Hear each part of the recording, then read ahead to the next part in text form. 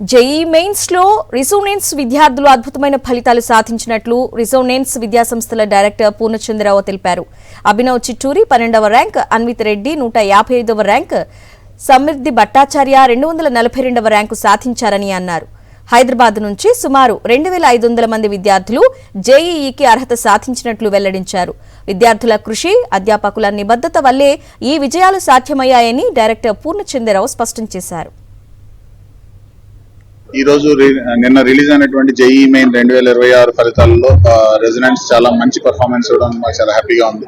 So ముఖ్యంగా మాకు చాలా హ్యాపీగా ఉన్నటువంటి విషయం ఏంటంటే హైదరాబాద్ లో ఉన్నటువంటి ప్రతి క్యాంపస్ నుంచి కూడా రెసిడెంట్స్ హైదరాబాద్ లో ఉన్నటువంటి ప్రతి క్యాంపస్ నుంచి కూడా టాప్ రిజల్ట్స్ రావడం అనేది చాలా హ్యాపీగా ఉంది.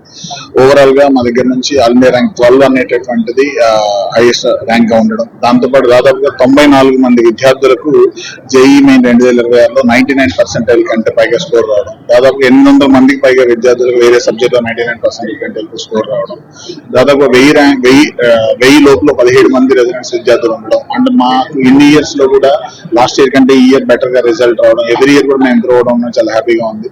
కన్సిస్టెంట్ గా 2 years పాటు ఇంటిగ్రేటెడ్ ప్రోగ్రామ్స్ రన్ చేయడం, ఇంటర్మీడియట్ తో పాటు జేఈ ఎగ్జామ్ కి కూడా ప్రిపేర్ అయ్యేలా చేయడం, అండ్ స్టూడెంట్స్ కూడా వాళ్ళు ట్రెమెండస్ గా హార్డ్ వర్క్ ఎఫర్ట్స్ పెట్టడం వల్ల ఇటువంటి రిజల్ట్స్ అనేది సాధ్యమైనది.